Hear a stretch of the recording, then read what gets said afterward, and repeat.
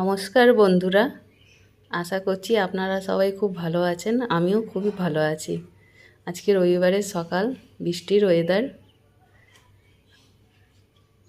আর সকালবেলায় টিফিন করছি ডিম টোস্ট। রোববার দিন একটু সহজ রান্না করারই চেষ্টা করি, শর্টকাট টিফিন। তারপরেই রান্না বসিয়ে দিলাম, মাটনের ঝোল হবে আর ভাত হবে। খুব কমই মশলা দিয়ে করছি। আপনারা দেখুন, বাড়িতে যা মশলা থাকে, আদা রসুন পেঁয়াজ টমেটো কাঁচা লঙ্কা গোলমরিচ একটু কাশ্মীরি লঙ্কা নুন হলুদ এই দিয়ে আজকের রান্নাটা করলাম।